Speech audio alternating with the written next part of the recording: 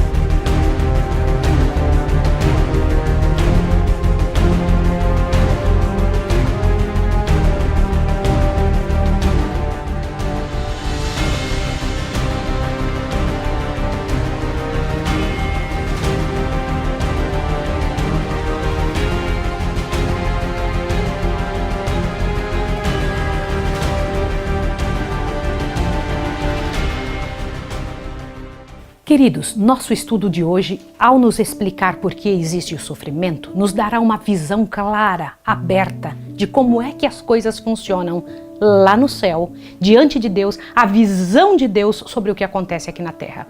Para muitas pessoas, a origem do pecado e a razão de sua existência são causa de grande perplexidade. Vem a obra do mal, com seus terríveis resultados de miséria e desolação, e põe em dúvida como tudo isso pode existir sobre o reinado de um ser que é infinito em sabedoria, poder e amor. Você já ouviu algumas pessoas dizendo assim, se Deus é tão bom, por que é que Ele permite o mal? Hoje você vai entender isso. Se você já viu alguém dizendo isso, já ouviu alguém comentando isso, é tua chance de hoje explicar sobre isso. Eis um mistério para o qual não encontram explicação, e em sua incerteza e dúvida tornam-se cegos para verdades plenamente reveladas na palavra de Deus, a grande tocha do Senhor. Aqui estão as respostas. Estas respostas são essenciais à salvação. Existem os que em suas pesquisas concernentes à existência do pecado se esforçam por esquadrinhar aquilo que Deus nunca revelou. Existem coisas que Ele nunca disse. Por isso não encontram solução para suas dificuldades. E os que mostram tal disposição para dúvida e astúcia aproveitam-se disso como desculpa para rejeitar as palavras das Sagradas Escrituras. Outros, no entanto, deixam de ter uma compreensão satisfatória a respeito do grande problema do mal devido a terem a tradição e a interpretação errônea obscurecendo o ensino das Escrituras Sagradas. Eles não entendem o que a Bíblia fala relativo ao caráter de Deus, à natureza de seu governo, aos princípios que regem seu trato com o pecado. É impossível explicar a origem do pecado de maneira a dar uma razão à sua existência. No entanto, bastante se pode compreender em relação à origem, bem como a disposição final do pecado, para que se faça amplamente manifesta a justiça de Deus e a benevolência de Deus em todo o seu trato com o mal. Nada é mais claramente ensinado nas Escrituras do que o fato de Deus não haver sido Ele, de maneira alguma, responsável pela manifestação do pecado e de não ter sido, nem ter havido qualquer retirada arbitrária da graça divina, nem deficiência no governo divino, para que dessem motivo ao irrompimento da rebelião. Houve uma rebelião, mas Deus não foi o responsável. O pecado é um intruso, por cuja presença nenhuma razão se pode dar. É misterioso, inexplicável desculpá-lo. E desculpá-lo corresponde a defendê-lo. Se para ele se pudesse encontrar desculpa ou mostrar-se causa para sua existência, deixaria de ser pecado. Nossa única definição de pecado é aquela que é dada na palavra de Deus. Você se lembra qual foi que nós estudamos ontem, anteontem? Quebrantamento da lei de Deus. É o efeito de um princípio em conflito com a grande lei do amor, que é o fundamento do governo divino. Assim, antes da manifestação do mal, havia paz e alegria por todo o universo. Tudo estava em perfeita harmonia com a vontade do Criador. O amor a Deus era supremo, imparcial. O amor de uns para com os outros. Cristo, o Verbo, o unigênito de Deus, era um com o eterno Pai, um na natureza, no caráter e no propósito. E o único ser em todo o universo que poderia entrar nos conselhos e propósitos de Deus. Por Cristo, o Pai efetuou a criação de todos os seres celestiais. Nele foram criadas todas as coisas que há nos céus, sejam tronos, sejam dominações, sejam principados, sejam potestades. Colossenses 1,16. E tanto para Cristo como para o Pai, todo o céu mantinham lealdade. Eu preciso ler uma parte a respeito disso para que você entenda a beleza do que eu estou falando. Observe aqui. Olha o que o Senhor Deus diz. Sendo a lei do amor o fundamento do governo de Deus, a felicidade de todos os seres criados dependia de uma perfeita harmonia com seus grandes princípios de justiça. Deus deseja de todas as suas criaturas serviço de amor, homenagem que brote de uma apreciação inteligente de seu caráter. Ele não tem prazer em uma submissão forçada e a todos confere vontade livre para que possam prestar-lhe serviço voluntário. Você vê que o Senhor Deus não tem desejo que nós o adoremos às cegas, que nós venhamos a estar com Ele porque Deus pediu, eu vou fazer. Não, é uma adoração inteligente. Houve, porém, um ser que preferiu perverter esta liberdade que Deus dá. O pecado originou-se com aquele que, abaixo de Cristo, fora o mais honrado por Deus e o mais elevado em poder e glória entre os habitantes do céu. E antes de sua queda, Lúcifer foi o primeiro dos querubins cobridores, santo e incontaminado. Assim diz o Senhor Jeová: Tu és o aferidor da medida, cheio de sabedoria e perfeito em formosura. Estavas no Éden, jardim de Deus, e toda pedra preciosa era a tua cobertura. Tu eras querubim ungido para proteger, e te estabeleci no monte santo de Deus estavas, no meio das pedras afogueadas andavas. Perfeito eras nos teus caminhos, desde o dia em que foste criado, até que se achou iniquidade em ti. Ezequiel 28, de 12 a 15. Lúcifer poderia ter permanecido no favor de Deus, ser amado e honrado por toda a hoste angélica, exercendo suas nobres faculdades a fim de abençoar outros e glorificar o seu Criador. Mas diz o profeta: elevou-se o teu coração por causa da tua formosura, corrompeste a tua sabedoria por causa do teu resplendor. Ezequiel 28, 17. Pouco a pouco, Lúcifer veio a condescender com o desejo de exaltação própria. Estimas o teu coração como se fora o coração de Deus. E tu dizias: acima das estrelas de Deus exaltarei o meu trono, e no monte da congregação me assentarei. Subirei acima das mais altas nuvens, e serei semelhante ao Altíssimo. Ezequiel 28, 6, Isaías 14, 13 e 14. Em vez de procurar fazer com que Deus fosse supremo nas afeições e lealdade de suas criaturas, era o esforço de Lúcifer conquistar para si o seu serviço e homenagem. E cobiçando a honra que o infinito Pai conferia a seu filho, este príncipe dos anjos aspirou ao poder cujo uso era prerrogativa de Cristo unicamente. O céu todo se regozijava com refletir a glória do Criador e celebrar o seu louvor. E enquanto Deus assim for honrado, tudo era paz e alegria. Uma nota dissonante, porém, deslustrava agora as harmonias celestiais. O serviço e exaltação em prol do eu, contrários ao plano do Criador, despertavam prenúncios de males nas mentes, para as quais a glória de Deus era suprema. Os concílios celestiais instavam com Lúcifer. O Filho de Deus lhe apresentava a grandeza, a bondade e a justiça do Criador e a natureza sagrada e imutável de sua lei. Deus mesmo havia estabelecido a ordem do céu e, afastando-se dela, Lúcifer desonraria o seu Criador, trazendo sobre si mesmo a ruína. Mas a advertência feita com amor e misericórdia infinitos unicamente suscitou o espírito de resistência. Lúcifer permitiu que prevalecesse a inveja para com Cristo e mais decidido ele se tornou. Que coisa terrível. Aqui, quando a gente lê sobre isso, é um negócio muito sério. O que é orgulho? Observe isso daqui para que você entenda. O orgulho de sua própria glória alimentava o desejo de supremacia. As elevadas honras conferidas a Lúcifer não eram apreciadas como um dom de Deus e não despertavam gratidão para com o Criador. Ele se gloriava em seu resplendor e exaltação e almejava ser igual a Deus. Era amado e reverenciado pela hóstia celestial. Anjos deleitavam-se em executar suas ordens e, mais que todos eles, estava revestido de sabedoria e glória. Todavia, o Filho de Deus era reconhecido como soberano do céu, igual ao Pai e poder em autoridade.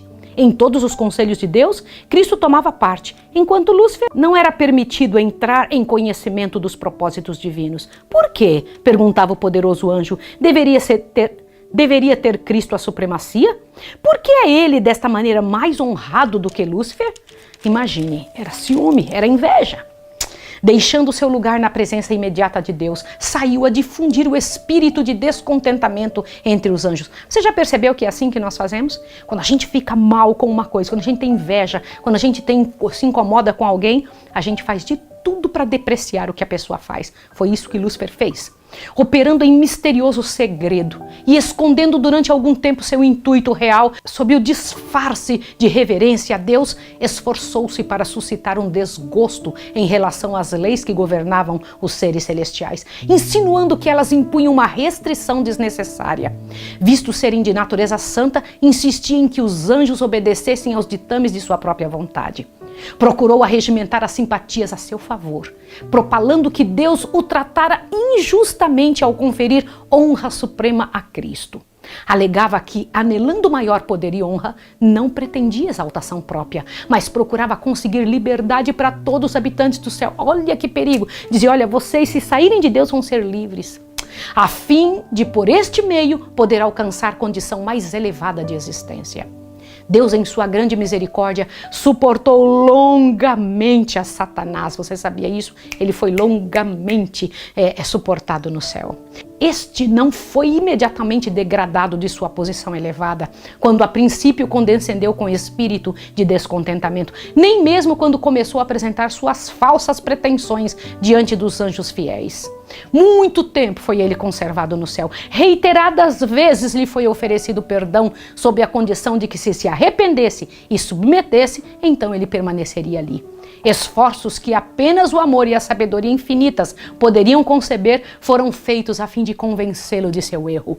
O espírito de desamor nunca antes tinha sido conhecido no céu.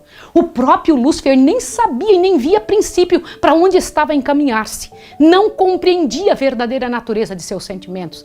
Mas sendo-lhe demonstrado que seu descontentamento era sem causa, convenceu-se Lúcifer de que estava em erro. Sabia que uma vez ele se convenceu, ele sabia que estava errado. E de que as reivindicações divinas eram justas e de que as deveria reconhecer como tais perante todo o céu. Houvesse ele feito isso, e poderia haver salvo a si mesmo e a muitos anjos. Por esse tempo não havia ainda renunciado completamente à sua fidelidade para com Deus. Ainda que houvesse perdido a posição de querubim cobridor, teria sido reintegrado em seu mistério, teria sido reintegrado aos outros anjos, caso houvesse desejado voltar a Deus, reconhecendo a sabedoria do Criador e estivesse satisfeito por preencher o lugar a ele designado no grande plano de Deus. Mas o orgulho o impediu de submeter-se. Isso é muito sério. Persistentemente defendeu seu próprio caminho. Sustentando que não havia necessidade de arrependimento, entregou-se por completo ao grande conflito contra seu Criador. Aí é a guerra aberta. Todas as faculdades de sua mente superior foram então aplicadas à obra de engano. A fim de conseguir as simpatias dos anjos que tinham estado sob suas ordens, ele fez o que ele pôde. Mesmo o fato de que Cristo o advertira e aconselhara foi permitido de maneira a servir a seus desígnios traidores. Àqueles cuja afetuosa confiança mais intimamente os ligava a ele, Satanás simulou haver sido julgado mal, que sua posição não fora respeitada e que se queria cercear-lhes a liberdade. Dessa falsa interpretação das palavras de Cristo, passou a prevaricação e a falsidade direta, acusando o Filho de Deus de intentar humilhá-lo perante os habitantes do céu. Procurou também criar uma falsa situação entre ele e os próprios anjos fiéis. Olhe bem, a todos quanto não pôde subverter e levar completamente para o seu lado, acusou-os de indiferença aos interesses dos seres celestiais. A mesma obra que ele próprio estava a fazer, atribuiu-a aos que permaneciam fiéis a Deus. E com o fim de sustentar sua acusação de injustiça por parte de Deus para com ele, recorreu à falsa interpretação das palavras e dos atos de Cristo. Era sua tática tornar perplexos os anjos pelos capciosos argumentos relativos aos propósitos divinos. Tudo que era simples, ele envolvia em mistério e, mediante artificiosa perversão, lançava dúvida às mais compreensíveis declarações de Jeová. Seu elevado cargo, em tão íntimo contato com a administração divina, emprestava ainda maior força às suas alegações. E muitos eram induzidos a unir-se em rebelião contra a autoridade do céu. Mas Deus, em sua sabedoria, permitiu que Satanás levasse avante essa sua obra até que o espírito de dissabor amadurecesse em ativa revolta. Era necessário que seus planos se desenvolvessem completamente para que sua verdadeira natureza e tendência pudessem ser vistas por todos. Como anjo querubim ungido, Lúcifer fora altamente exaltado, grandemente amado pelos seres celestiais. Era forte sua influência sobre eles. O governo de Deus incluía não somente os habitantes do mundo, pasme para pensar agora, mas de todos os mundos que ele havia criado. E Satanás pensou que se ele pôde levar consigo os anjos do céu à rebelião, poderia também levar os outros mundos. E ardilosamente apresentava ao lado da questão que lhe dizia respeito, empregando sofismas, fraude, a fim de atingir seus objetivos. Seu poder para enganar era muito grande, e disfarçando-se sob o manto da falsidade, obtivera vantagem. Mesmo os anjos fiéis não lhe podiam discernir perfeitamente o caráter, ou ver para onde estava levando essa obra. Satanás fora altamente honrado, sendo todos os seus atos de tal maneira revestidos de mistério que difícil era desvendar aos anjos a verdadeira natureza de sua obra. Antes que se desenvolvesse completamente, o pecado não parecia o mal que em realidade era. Até ali não ocorrera ele no universo de Deus e os seres santos não tinham qualquer concepção de sua natureza e malignidade. Não podiam discernir as terríveis consequências que resultariam de se pôr de parte a lei divina. Satanás, a princípio, ocultara sua obra sobre uma profissão capciosa de lealdade a Deus. Alegava estar procurando promover a honra de Deus e estabilidade em seu governo e o bem de todos os habitantes do céu, ao mesmo tempo em que incutia o descontentamento no espírito dos anjos a esses que eram subordinados a ele, dava astutamente a impressão de que estava procurando remover as discórdias e o dissabor. Quando insistia em que se fizessem mudanças na ordem e nas leis do governo de Deus, era sob o pretexto de serem elas necessárias a fim de preservar a harmonia no céu. Que mente essa de Satanás! Em seu trato com o pecado, apenas podia Deus empregar a justiça e a verdade. Satanás podia fazer uso daquilo que Deus não usaria, lisonja e engano. procurava falsificar a palavra de Deus e representara falsamente seu plano de governo perante os anjos, alegando que Deus não era justo ao estabelecer leis e regras aos habitantes do céu. Presta atenção. Bem assim é hoje. Deixa eu falar uma coisa com você. Do jeito que foi no céu, é hoje também. Pessoas que não estão próximas de Deus acham que regras são um problema, que regras não se precisa para certas pessoas, que não precisa isso, que toda essa força, toda essa pressão, entendem como pressão as regras que Deus coloca em sua palavra e na vida das pessoas que devem lhe servir. Então Lúcifer dizia que Deus não era justo ao estabelecer as leis e regras aos habitantes do céu, exigindo que suas criaturas submissão e obediência. Estava meramente ele dizia que Deus estava procurando exaltação de si mesmo. Portanto, deveria ser demonstrado perante os habitantes do céu, bem como a todos os outros mundos, que o governo de Deus é justo e perfeita sua lei. Satanás fizera parecer que estava procurando promover o bem do universo. O verdadeiro caráter do usurpador e seu objetivo real deveriam ser por todos compreendidos. Você precisa entender essa discórdia do coração dele. Observe isso daqui. A discórdia que seu próprio procedimento determinara no céu imputou a Satanás à lei e ao governo de Deus. Você percebe que Satanás odeia a lei de Deus? Por isso que ele não quer que você e eu estudemos a respeito disso. Olhe bem. Todo mal, declarou ele, ser resultante da administração divina. Quis dizer, olha, se vocês não tivessem feito isso, eu não teria sentido isso. Olha que sério. Alegou ser seu próprio objetivo melhorar os estatutos de Jeová. Portanto, necessário era que demonstrasse a natureza de suas pretensões, provando o efeito de suas propostas mudanças na lei divina. Ai, que arrogância! Achou que poderia... Olha, eu vou melhorar o governo de Deus. Ó. A sua própria obra deveria condená-lo. Satanás pretendeu desde o princípio que não estava em rebelião. Todo o universo deveria ver o enganador desmascarado. Por isso que Deus teve que esperar. Deus disse, olha, é isso que você está fazendo, eu vou ter que provar diante de todo o universo quem realmente está com a razão. Por quê? Porque o Senhor Deus, ao deixar Lúcifer agir, estava mostrando para o universo qual era o resultado de sua ação. Mesmo quando foi decidido que ele não mais poderia permanecer no céu, a sabedoria infinita não destruiu a Satanás. Visto que apenas o serviço por amor pode ser aceito por Deus, a submissão de suas criaturas deve repousar em uma convicção sobre sua justiça e benevolência. Os habitantes do céu e dos outros mundos, não estando preparados para compreender a natureza ou consequência do pecado, não poderiam ter visto então a justiça e misericórdia de Deus com a destruição de Satanás. Se Satanás tivesse sido destruído, olha, houvesse ele sido imediatamente excluído da existência, e teriam servido a Deus antes por temor do que por amor. A influência do enganador não teria sido destruída por completo, tampouco o espírito de rebelião se teria desarraigado totalmente. Devia-se permitir que o mal chegasse a sazonar, a chegar no limite, a chegar aonde chegou hoje aqui no mundo. Para o bem do universo, através dos séculos sem fim, deveria Satanás desenvolver mais completamente seus princípios, para que suas acusações contra o governo divino pudessem ser vistas sob uma sua verdadeira luz por todos os seres criados, para que para sempre pudessem ser postas acima de qualquer dúvida a justiça e misericórdia de Deus e a imutabilidade de sua lei. Essa rebelião de Satanás deveria ser uma lição para todo o universo, por todos os séculos vindouros, um testemunho perpétuo da natureza e terríveis resultados do pecado. E você já está percebendo isso? Você já percebe o resultado do pecado? Quando a gente diz o seguinte, é só você parar para observar. Satanás diz, não é para ter casamento. Deus diz, é para ter casamento. Não é assim? E qual é o resultado de não ter casamento? Qual é o resultado de dizer que você mesmo pode escolher a sua sexualidade? Qual é o resultado da homossexualidade? Qual é o resultado de dizer, eu mando no meu corpo, eu tiro um filho ou deixo o filho? Qual é o resultado disso? Como tem sido? Você tem que parar para pensar qual o resultado de criar os nossos filhos de acordo com a nossa cabeça e não com a cabeça de Deus.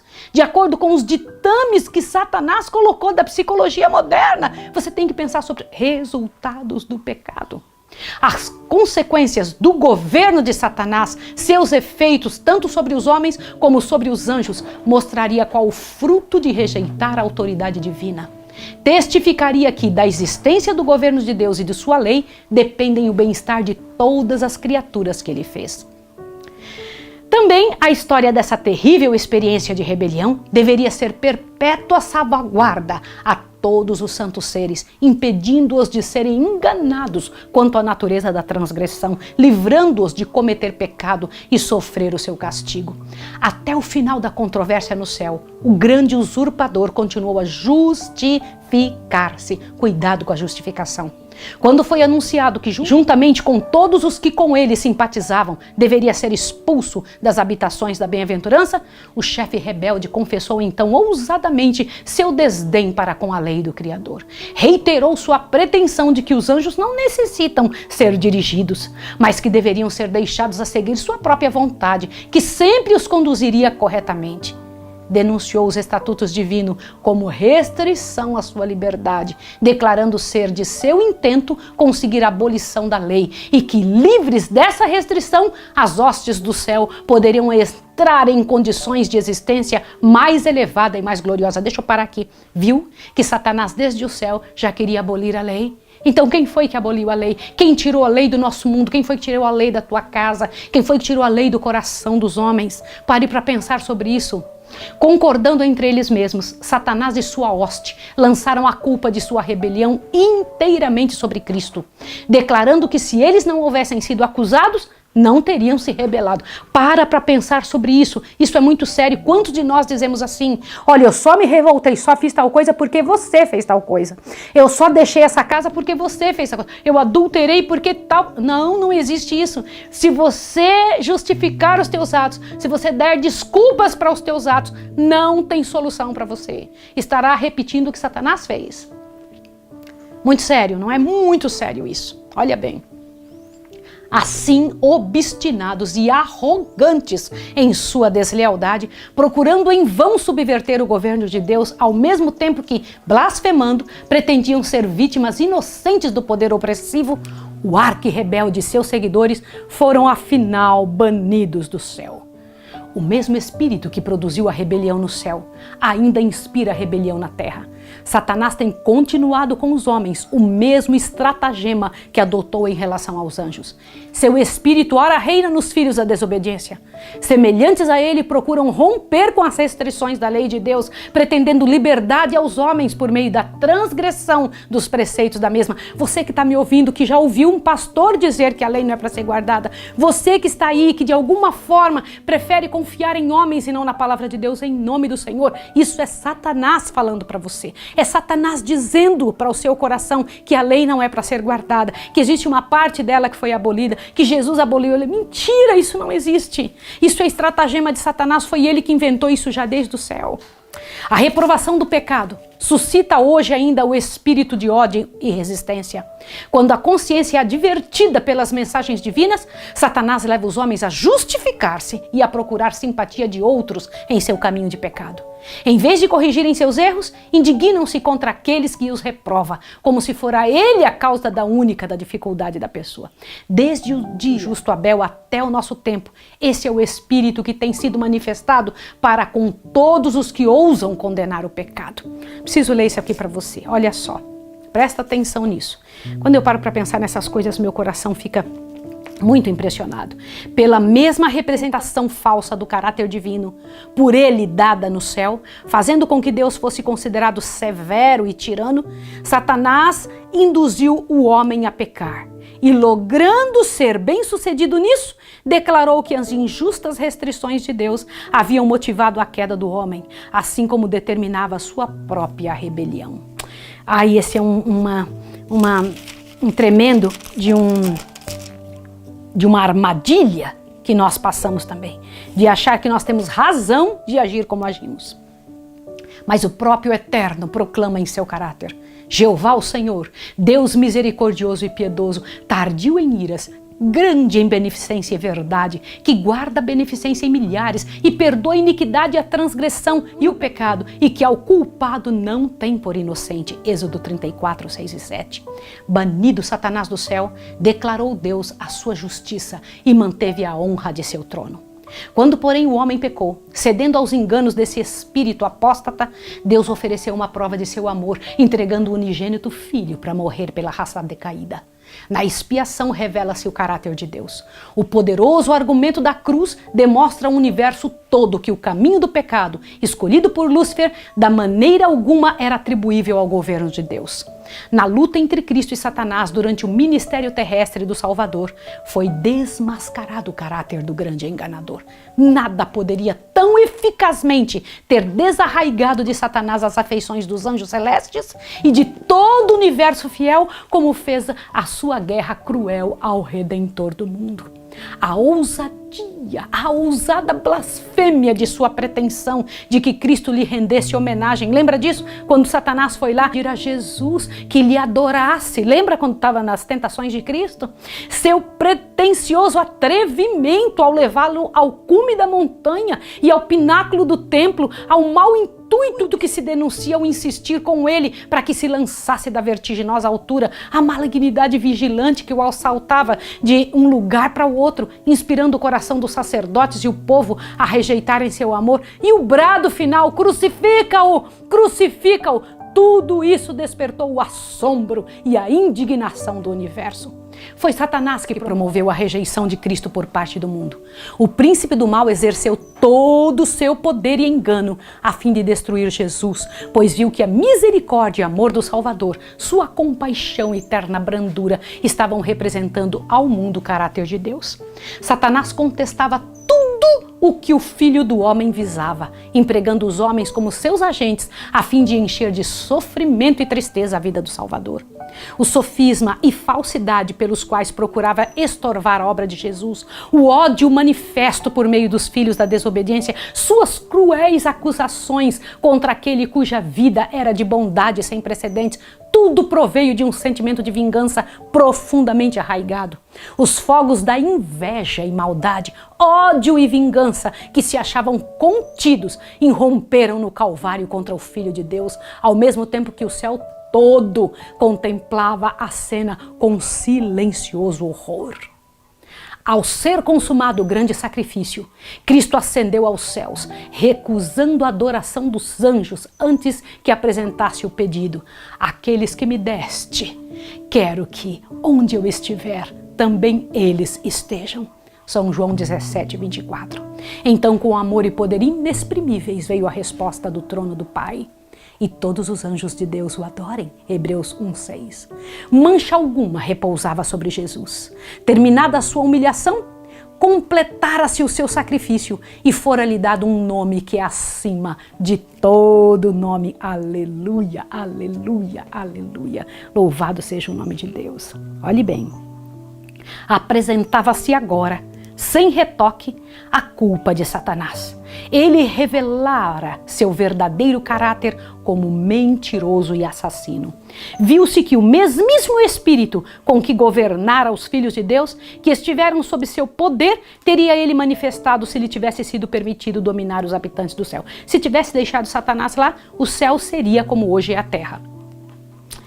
Pretendera que a transgressão da lei traria liberdade e exaltação. Viu-se, porém, que resultava em degradação e cativeiro. É isso que acontece com todos os que se entregam para esse tipo de situação.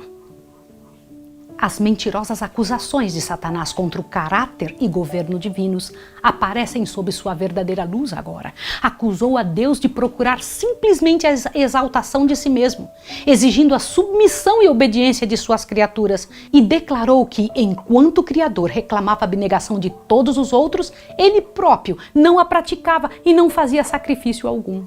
Viu-se agora que, para a salvação de uma raça caída e pecadora, o governador do universo fizera o máximo sacrifício que o amor poderia efetuar, pois Deus estava em Cristo reconciliando consigo o mundo, segundo Coríntios 5:19.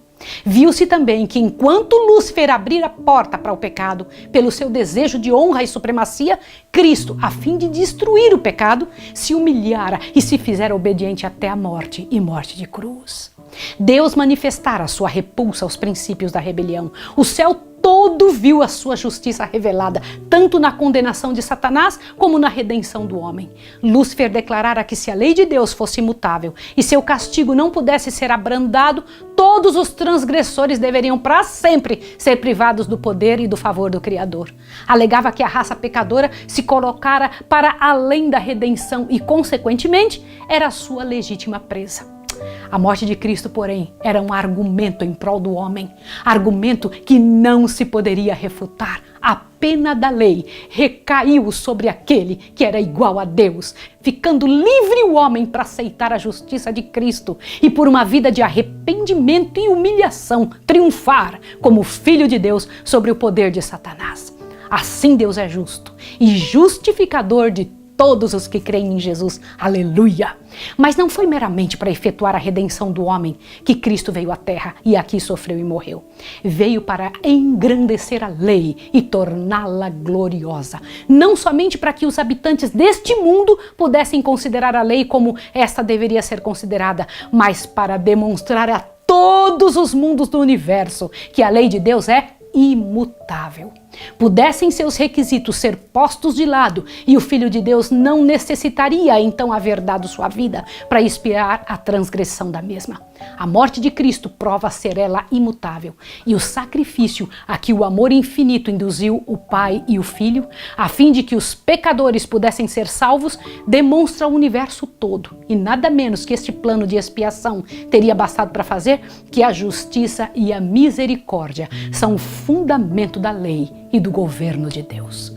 Na execução final do juízo, ver-se-á que nenhuma causa existe para o pecado. Quando o juiz de toda a terra perguntar a Satanás: por que te rebelastes contra mim e me roubastes os súditos do meu reino? O originador do mal não poderá apresentar resposta alguma. Toda boca se fechará e todas as hostes rebeldes estarão mudas. A cruz do Calvário, ao mesmo tempo em que declara ser imutável a lei, proclama ao universo que o salário do pecado é a morte. No brado agonizante do Salvador, está consumado, soou a sentença de morte de Satanás. Decidiu-se então o grande conflito que durante tanto tempo estivera em andamento e confirmou-se a extirpação do mal. O Filho de Deus transpôs os umbrais do túmulo a fim de que pela morte aniquilasse o que tinha o império da morte, isto é, o diabo. Hebreus 2,14. O desejo de exaltação própria por parte de Lúcifer levara-o a dizer: acima das estrelas de Deus exaltarei meu trono, serei semelhante ao Altíssimo, declara Deus, e te tornei em cinza sobre a terra, e nunca mais será para sempre. Isaías 14, 13 e 14, Ezequiel 28, 18 e 19. Quando vier aquele dia, ardendo como forno, todos os soberbos, todos os que cometem impiedade serão como palha, e o dia que está para vir os abrasará, diz o Senhor dos Exércitos, de sorte que não lhe deixará nem raiz e nem ramo. Malaquias 4:1. O universo todo terá sido testemunha da natureza e resultados do pecado.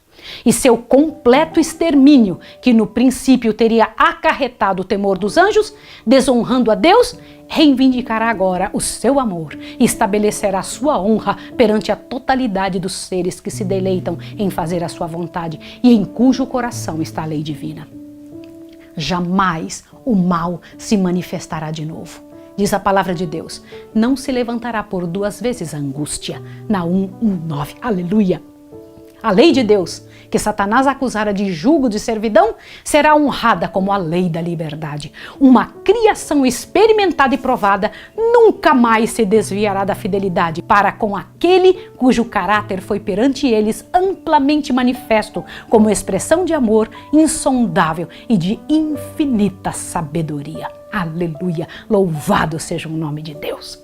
Que você agora, ao saber e entender perfeitamente como começa o mal, como se desenvolve o mal, possa erradicá-lo da sua vida, colocando Jesus no trono, Jesus dentro da sua casa. Em nome de Jesus, pela graça que é no nome de Jesus, segura na tua mão a oportunidade de servir ao Senhor. Amanhã nós vamos estudar o pior inimigo do homem e como vencê-lo, para que você possa compreender quem é o pior inimigo do homem. É uma chance que estamos tendo de estudar estas verdades. Eu vou orar com você agora, dizendo em nome de Jesus que Deus te abençoe, que Deus te fortaleça para a graça e para a misericórdia do Senhor. Vamos orar? Senhor Deus do Universo, louvado seja o teu nome. Abençoa essa pessoa em casa. Ajude para que ela faça esse trabalho missionário de passar avante estas verdades. Que ela não fique só para ela e que hoje, Pai de amor, ao ajoelhar-se, lembre-se do lugar santíssimo onde Jesus está por nós e que pela graça e poder de Deus está provado que o mal não presta. Em nome de Jesus. Amém. Que Deus abençoe você e até amanhã.